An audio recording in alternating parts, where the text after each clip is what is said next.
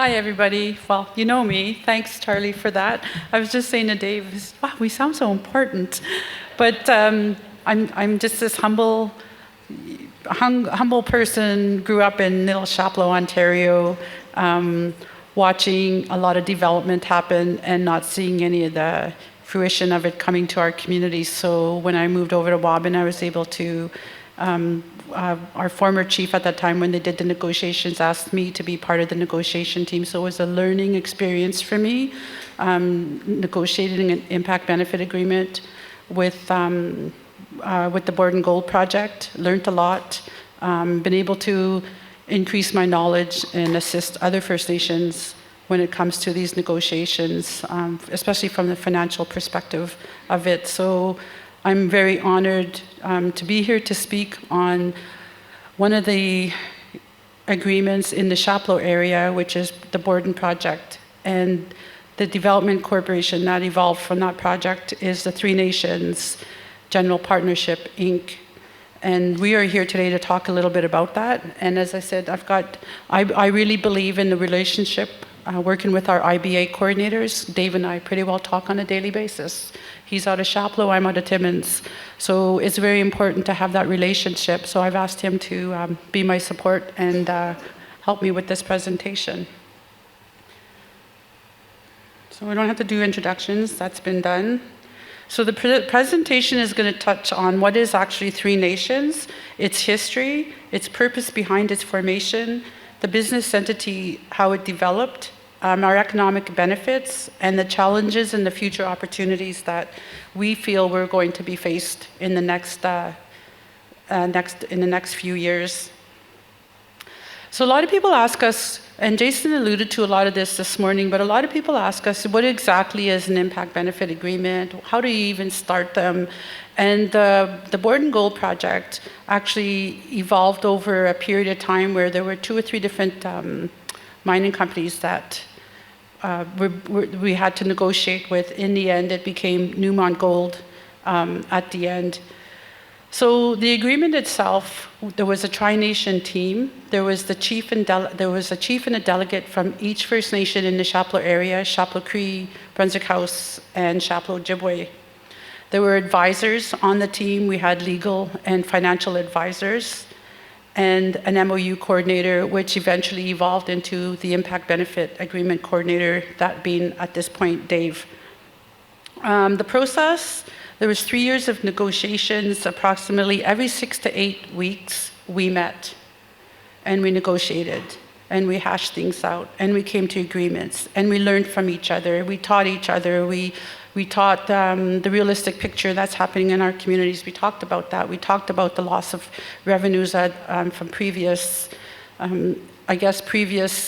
initiatives that were happening in the Chapleau area. And we constantly refined the agreement and what we thought it would look like. As a result of that, at that time when we signed off in 2018, I believe it was considered the best-in-class agreement.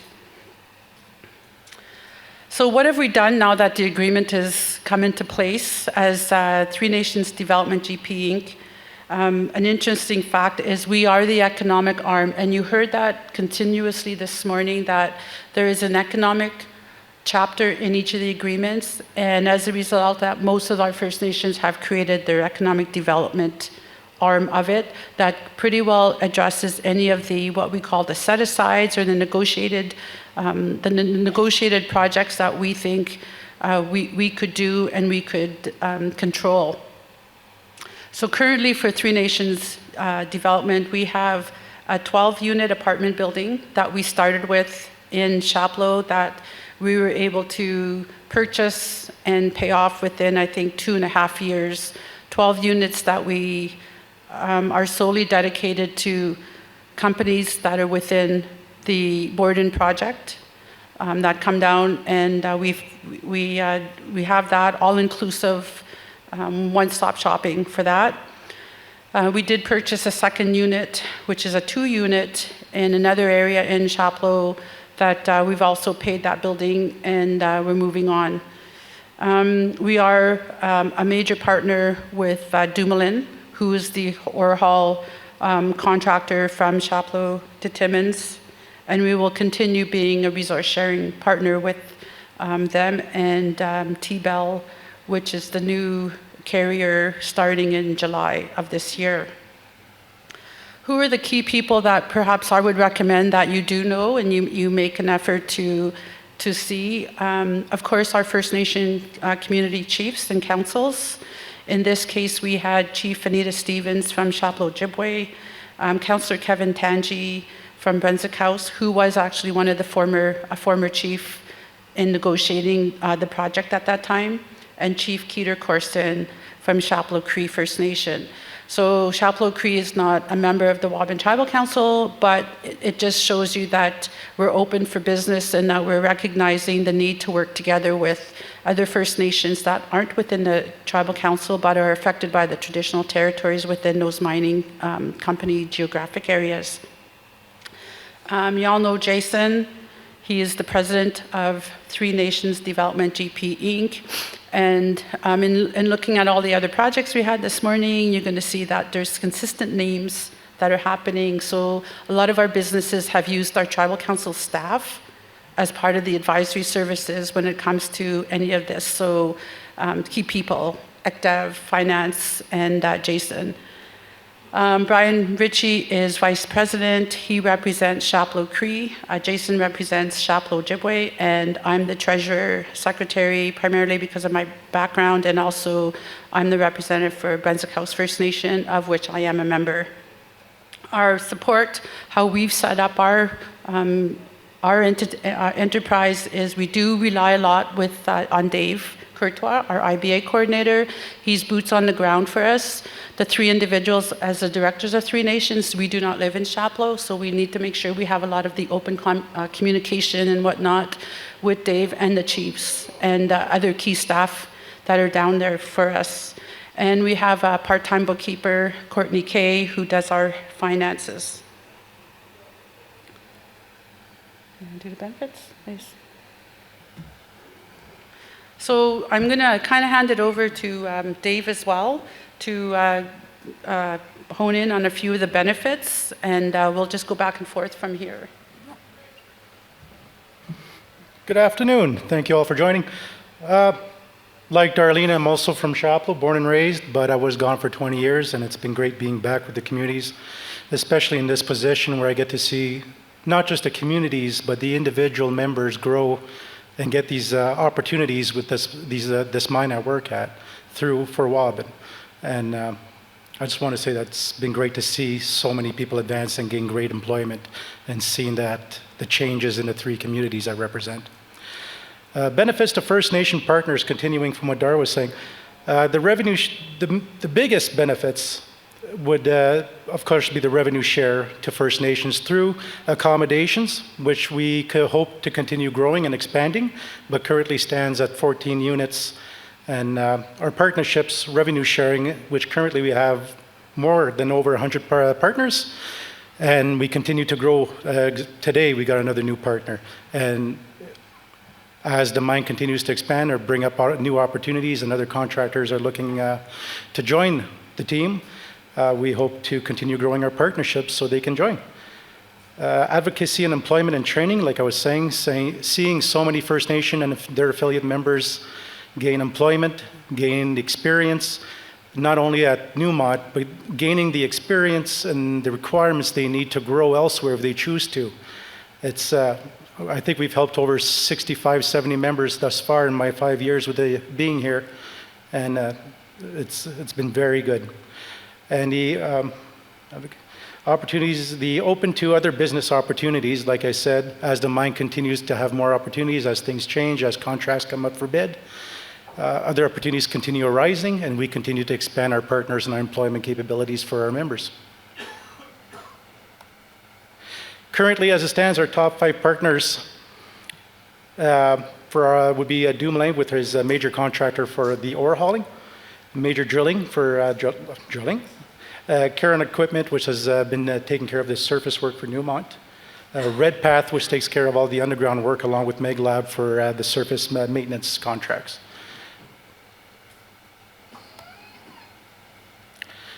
Future opportunities as they continue to come, but currently stand other business opportunities such as cleaning, security, expanding our accommodations, and other opportunities as they arise as we continue to grow. And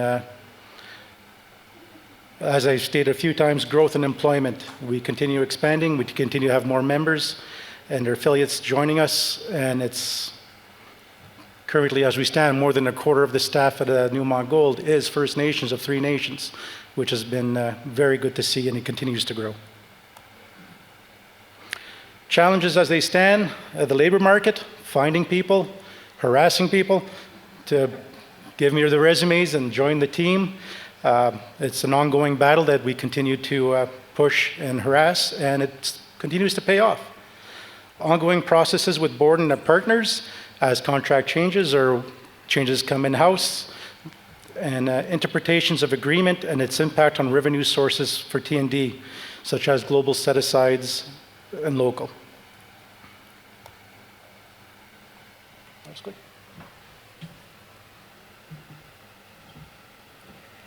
So as Dave said, one of the challenges, and I think most of our communities are looking at this, is the capacity building and ensuring that the unemployment rates in our communities starts diminishing.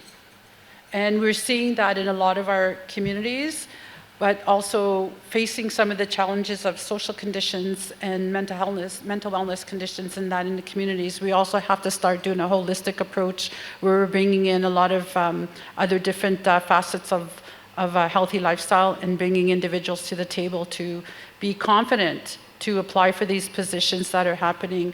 We're also not looking at just positions within. We're looking at positions in Newmont. We're looking at positions in other mines that, why can't we be the VPs and the presidents of these companies? Why can't we move that way? Why can't we dream and tell our young people and even our older individuals, that is also a labor market that we're addressing, that we can do those things. So we're looking at an overall approach, and as Dave said, one of his major roles as the IBA Coordinator is the HR component, and working closely with the Newmont staff in Chapleau to make sure that we are bringing those numbers up.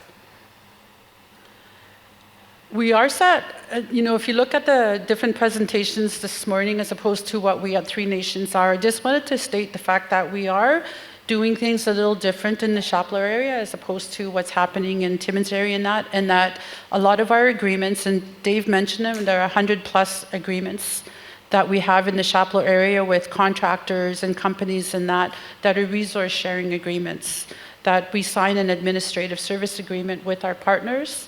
And there's a certain portion, once they're contracted with Newmont, that 3 Nations gets a certain portion outside of the accommodation piece. So with Orhall, there's a certain portion that comes to 3 Nations.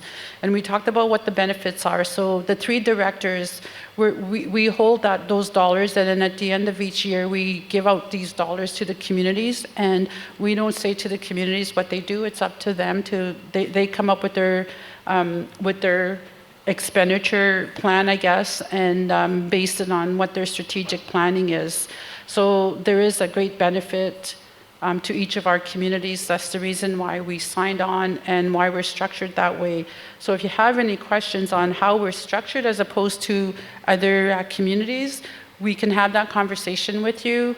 It does provide you, when you enter into an agreement with 3 Nations, it does provide you with a little bit of a benefit when you're going to the tendering process with Newmont and the decision making that they have. So partners with 3 Nations and our First Nations tend to get a little bit more of a priority because our partners are recognizing that there is a requirement to do some resource sharing so that we are actually benefiting from the development that's happening in the communities. As Dave mentioned, we are open to conversations as it pertains to economic development and employment within the 3 Nations Borden area. I did mention our individuals, the 3 representatives that sit on 3 Nations, but we also have Dave, that is a key contact in the Chapleau area. So when there are companies coming through that are applying and tendering based on the process that Newmont has had, and Dave sits at some of those tables as well when they're looking at some of those contracts. By all means, we just say, just call us if you have any questions. We can work with you. We can support you on how, we think the structure would benefit you as it pertains to development in the Chapleau area and how the decisions are made. So as I said, we are structured a tad differently than the 3 previous businesses in that they're wholly supported. They're doing projects. They're doing contracts. We're actually working with partners who are the bidders, and then we just ensure that there's some support to the First Nations through Three Nations Development to ensure that goes on. I could probably go on for a lot longer for those of you who know me, but we are limited at time, and at this time, that's pretty well what we wanted to bring forth. And if there's any questions, we certainly welcome any questions.